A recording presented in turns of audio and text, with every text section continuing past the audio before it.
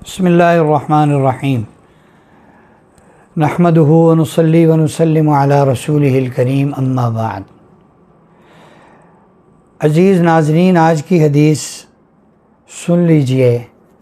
आज की हदीस में एक बड़ा ज़बरदस्त अमल हुज़ूर अकरम सल्लल्लाहु अलैहि वसल्लम की तरफ से बताया हुआ एक सुन्नत अमल, और जो बाज़ दफ़ा बाज़ इबादात में फ़र्ज़ भी है वो अमल, और वो दुनिया और दीन के कई फ़ायदों पर मुश्तमिल है, वो आपकी खिदमत में पेश करने लगे हैं। इंतहाई आसान है। अन सौबान रज़ियल्लाहु अन्हु क़ाल क़ाल रसूलुल्लाह सल्लल्लाहु अलैहि वसल्लम इस्तक़ीमू वलन तुहसू वअलमू अन्न खैर अअमालिकुमुस्सलाह वला युहाफ़िज़ु अलल वुज़ूइ इल्ला मुमिन। हज़रत सौबान रज़ियल्लाहु ताला अन्हु से रिवायत है, फरमाते हैं कि नबी करीम सल्लल्लाहु अलैहि वसल्लम ने इरशाद फरमाया, सीधे सीधे चलो, सीधे सीधे चलो, लेकिन ये बहुत मुश्किल काम है। सीधे सीधे चलना बहुत मुश्किल काम है, यानी सिरात मुस्तकीम पर रहकर सीधा सीधा चलना बड़ा मुश्किल काम है। वालमू, और यकीन कर लो कि तमाम आमाल से बेहतर नमाज है। वला युहाफ़िज़ु अलल वुज़ूइ इल्ला मुमिन, और वज़ू पर हमेशगी मोमिन के अलावा और कोई नहीं करता। तो अज़ीज़ नाज़रीन, वज़ू एक सुन्नत अमल है,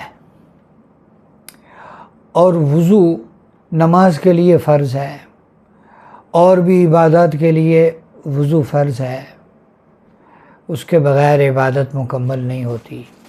लेकिन वज़ू के दीनी और दुनियावी दोनों बहुत फ़ायदे हैं। वज़ू पर वज़ू करना, एक आदमी का वज़ू है, नमाज का वक्त हुआ, उसने फिर से ताज़ा वज़ू कर लिया, या एक आदमी का वज़ू था, ऐसे ही वज़ू कर लिया, ताज़ा वज़ू कर लिया, तो उसको भी नेकियां मिलती हैं।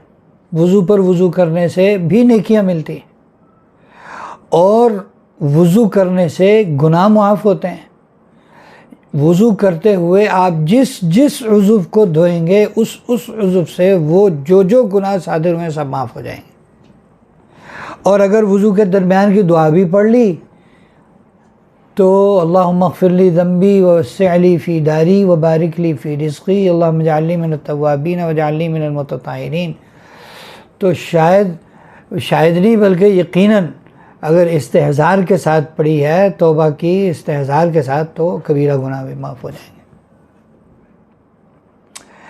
और भी वज़ू के बहुत फ़ायदे हैं। हमारे हज़रत जी दामत बरकातुहुम पीर ज़ुल्फ़िकार साहब दामत बरकातुहुम आलिया इरशाद फरमाया करते हैं कि वज़ू का करना आदमी को जिन्नात और जादू से भी महफूज रखता है। देखिए, वज़ू में सर से लेकर पैर तक कुछ आज़ा हैं जो वज़ू में शामिल हैं।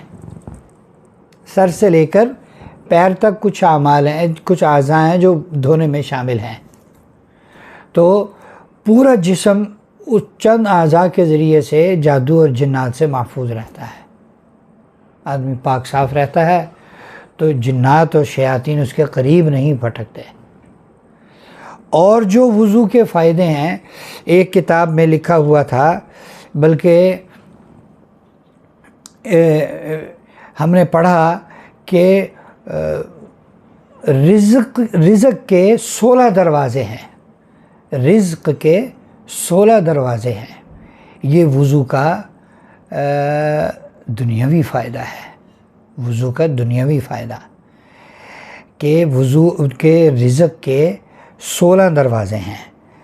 एक दरवाज़ा सबसे पहला ये है कि नमाज। बेनमाजी हमेशा परेशान ही रहता है। अगर वो परेशान नहीं रहता तो वो इससे भी बड़ी आज़माइश में है। अगर वो परेशान नहीं है, उसका रिज़्क़ वाफर है बेनमाजी होने के बावजूद, तो यकीन करें कि वो जो तंग दस्त है उससे भी बड़ी मुसीबत में है। तो पहला दरवाज़ा हुआ वज़ू का, पहला दरवाज़ा हुआ रिज़्क़ में बरकत का, कसरत का, नमाज। दूसरा दरवाज़ा इस्तिग़फ़ार, कसरत से इस्तिग़फ़ार करना, तौबा करना। रिज़्क़ का तीसरा दरवाज़ा सदक़ा करना है, सदक़े की कसरत करना।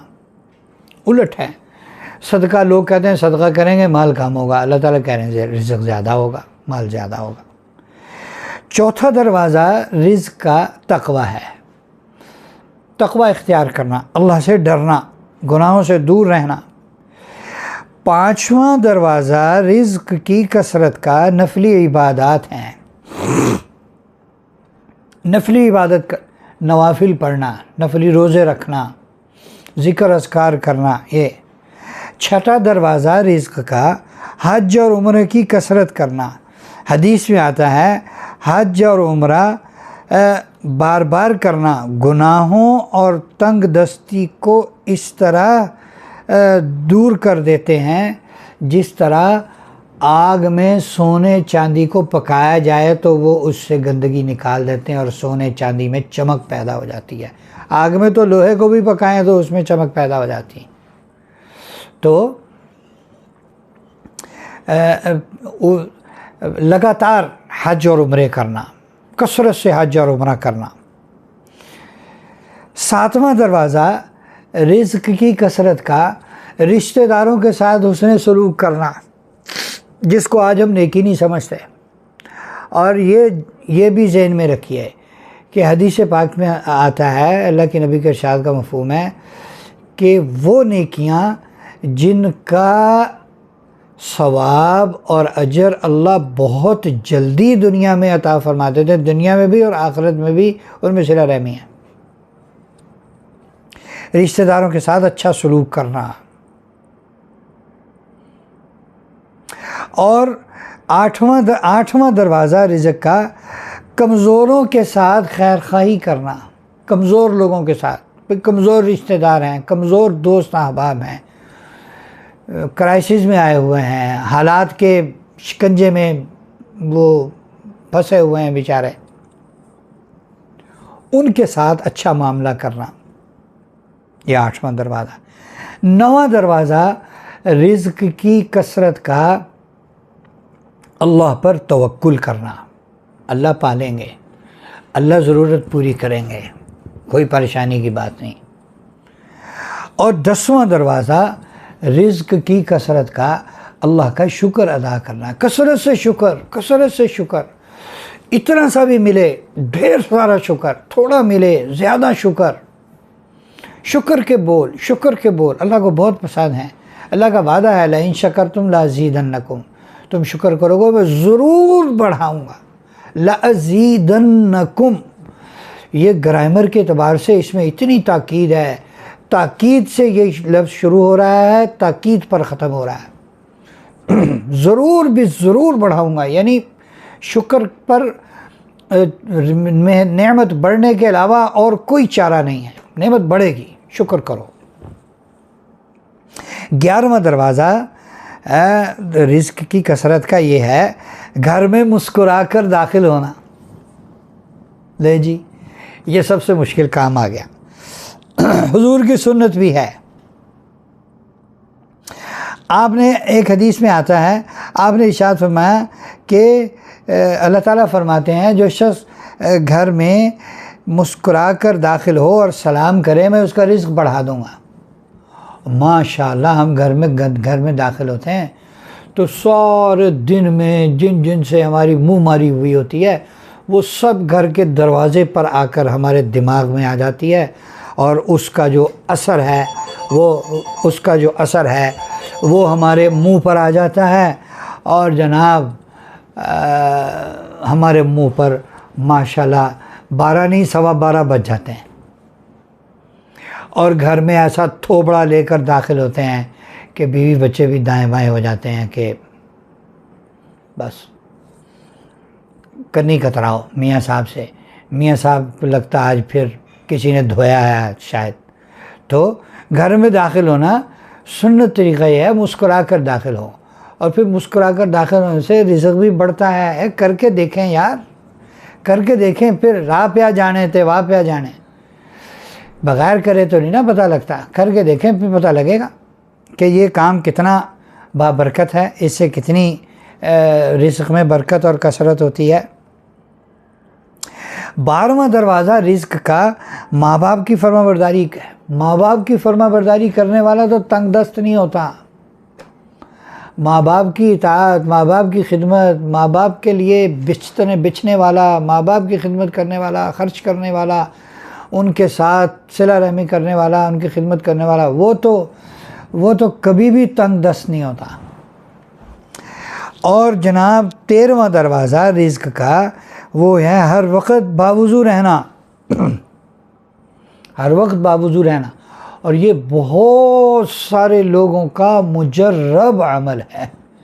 बहुत सारे लोगों ने इसे आज़माया और इसे बताया कि जनाब हर वक्त बावुज़ू रहने से रिज़्क़ में अल्लाह ताला बहुत बरकत देते हैं और बहुत सारी नेमतें अता फरमाते हैं।